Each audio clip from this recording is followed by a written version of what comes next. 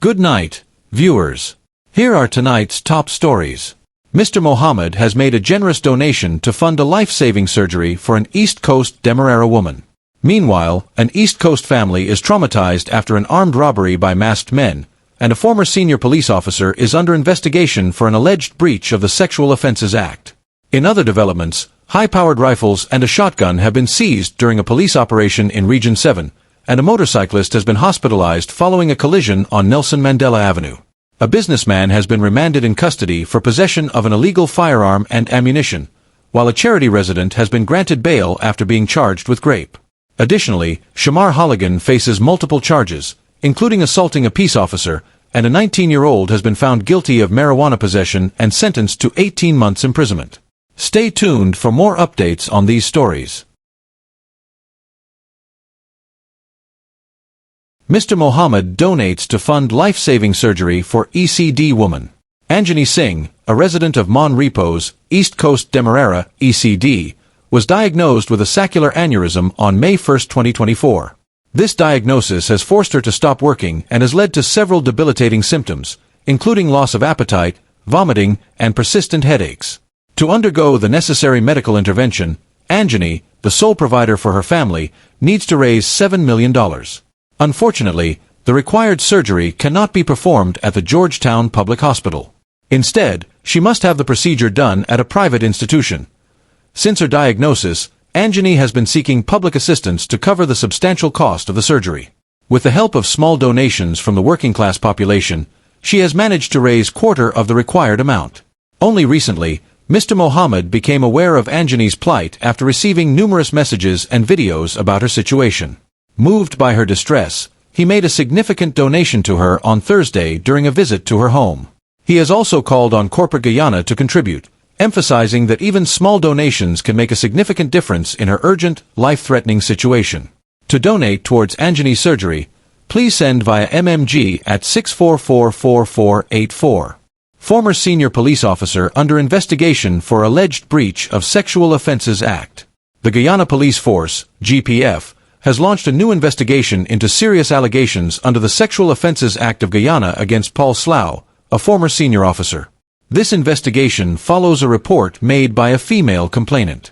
In October 2021, Paul Slough was charged with 3 counts of sexual assault involving a female colleague. These charges are currently pending in the magistrate's court.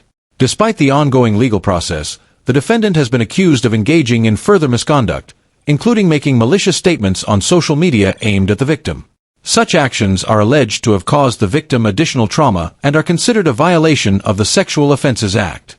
The Guyana Police Force, committed to upholding the law as mandated under Section 3(2) of the Police Act, Chapter 1601, is collaborating with international partners to thoroughly investigate these recent allegations. The investigation is ongoing, and legal advice will be sought regarding the potential charges to be brought against the accused. Further updates will be provided as the investigation progresses. East Coast family traumatized after armed robbery by masked men. Non-Perial, East Coast Demerara, ECD, August 29, 2024, Newsroom reports a shocking armed robbery has left a local businesswoman and her daughter-in-law traumatized. On Wednesday, 2 masked men, one armed with a gun, targeted Monica Abdul, the owner of Monica Supermarket, along with her daughter-in-law and 2 customers. The robbery, which occurred in broad daylight just after noon, lasted less than 3 minutes but had a profound impact on the victims. The robbers, who arrived on a motorcycle, made off with over $500,000 in cash and all of the victims' phones. During the incident, the assailants threatened to kill Monica, leaving her deeply shaken. "I was in the cashier area when 2 masked men came in and said, 'Don't move and pass everything,'" Monica recounted. "One of them had a gun, and the other had a bag. I gave them everything I had in the cashier area, but they demanded more. I started to cry and begged them, saying I didn't have anything else." This incident marks the 6th time Monica and her family have been targeted by robbers since 2012. Over the past 2 decades, the supermarket and hardware store owner has faced repeated attacks, leading to ongoing fear and anxiety among her and her loved ones. The robbery also extended to 2 customers who entered the store during the downpour that followed. The masked men robbed them of their phones and cash before fleeing the scene. Despite a swift response from the police, the culprits managed to escape. The community is now on edge, with residents afraid to walk the streets after 6 p.m. due to the increasing frequency of such crimes. Monica is calling for heightened police patrols in the area and is planning to install security cameras at her business to deter future incidents. "I'm just going to reinstall my security cameras. There's nothing more I can do, and nothing else seems to help," Monica said. "As a business owner for 20 years, I've applied for a firearm license, but I still haven't been able to get one." Her brother-in-law, Nazim Abdul, echoed her concerns, highlighting the frustration of the community. "You just lose everything, and when the police come, they find out what's lost, but it's too late," Nazim stated. The non-Perial community is now calling for better security measures and a more proactive approach to crime prevention as they cope with the aftermath of yet another robbery. Businessman remanded in custody for illegal firearm and ammunition. Kevin Polydor, a 37-year-old businessman and father of 5 from Lamaha Place, South Ruimveldt Park, Georgetown, has been remanded to prison on charges related to the illegal possession of a firearm and ammunition. Polydor appeared before Magistrate Fabio Azor at the Georgetown Magistrates Courts on August 26, 2024, where he pleaded not guilty to the charges. The allegations stem from a police operation conducted on August 24, 2024, at the intersection of Main and Middle Streets in Georgetown.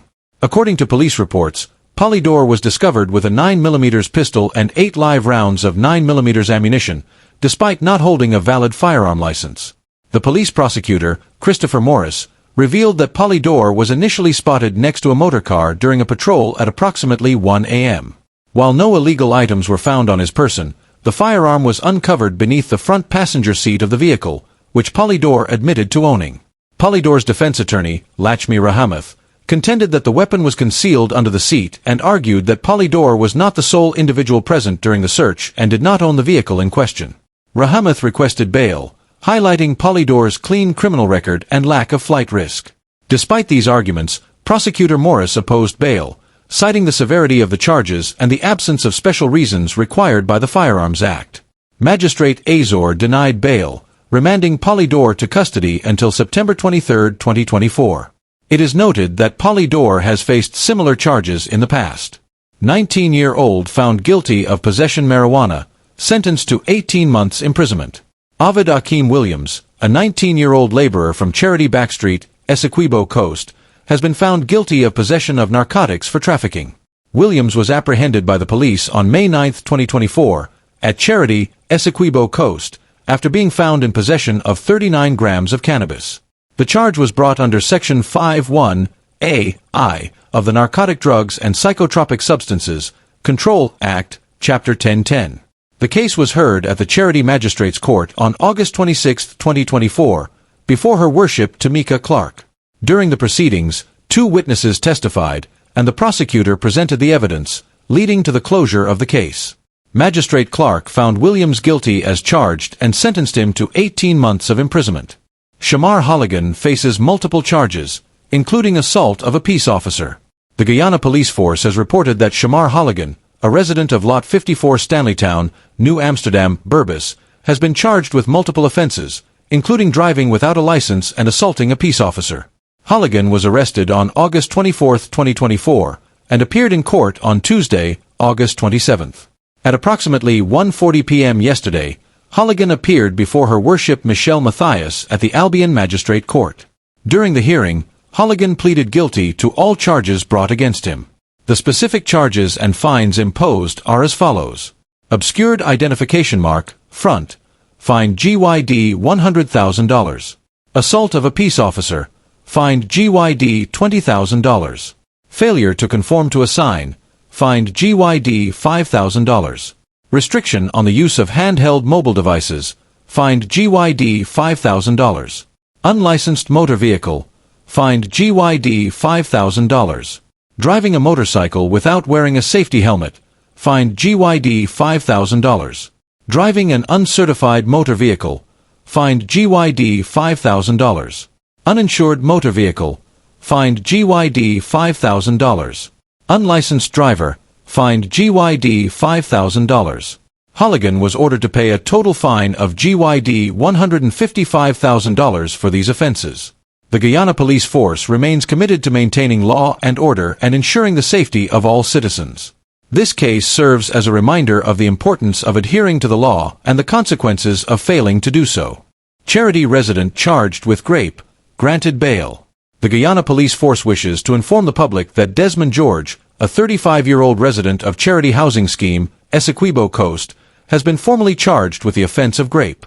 The incident occurred on July 22, 2023, at Siriki, Upper Pomeroon River, Essequibo Coast, involving a female victim from the Essequibo Coast. Mr. George was charged under Section 3(3) of the Sexual Offences Act, Chapter 803, and appeared before Her Worship, Magistrate Tamika Clark, at the Charity Magistrates Court on Monday, August 26, 2024. During the court proceedings, the prosecutor objected to bail. However, bail was granted in the sum of GYD $300,000 with specific conditions. As part of the bail conditions, Mr. George is required to report to the station sergeant at Charity Police Station on the last Friday of every month, beginning this Friday. The case has been adjourned to September 23, 2024, for further proceedings. The Guyana Police Force continues to uphold its commitment to ensuring justice is served and urges the public to respect the judicial process as this case progresses. High-powered rifles, shotguns seized during police operation in Region 7. The Guyana Police Force successfully executed a high-impact operation in Waikarai Backdam, Region 7, on Wednesday, August 28, 2024, leading to the seizure of several high-powered firearms and a substantial quantity of ammunition. The operation, led by an inspector, was conducted between 12:05 p.m. and 12:45 p.m. and involved comprehensive searches within a local mining camp. The police ranks uncovered and secured the following items: 1 12-gauge shotgun, 2 rifles, including an AR-15 and an AM-15, a total of 399 rounds of ammunition, comprising 150 rounds of .223 ammunition, 130 rounds of 9mm ammunition, 30 rounds of .38 special ammunition, 69 12-gauge cartridges. 2 individuals have been taken into custody and are currently assisting with the ongoing investigation. Authorities are continuing efforts to locate and apprehend other persons connected to this case. This operation reflects the Guyana Police Force's ongoing commitment to public safety and the proactive enforcement against illegal activities in the region. Motorcyclist hospitalized after collision on Nelson Mandela Avenue. A motorcyclist, Marlon Shulas, is currently hospitalized after a serious collision involving his motorcycle and a car at the intersection of Nelson Mandela Avenue and David Rose Street on Sunday. Shulas, who resides in the Mandela squatting area, was accompanied by his pillion rider, Akeem Rollins, of Lot 1600 Covent Garden, East Bank, Demerara. According to initial reports, Shulas was traveling north along David Rose Street at a high speed when he failed to stop at the intersection with Mandela Avenue. This resulted in his motorcycle colliding with an oncoming car. Both Shulas and Rollins were thrown from the motorcycle and landed on the ground. They were immediately transported to the Georgetown Public Hospital Corporation, GPHC, for medical treatment. Shulas sustained head injuries and a broken arm and was admitted as a patient. Rollins, who suffered minor injuries, was treated and released from the hospital. Authorities have launched an investigation into the circumstances surrounding the accident.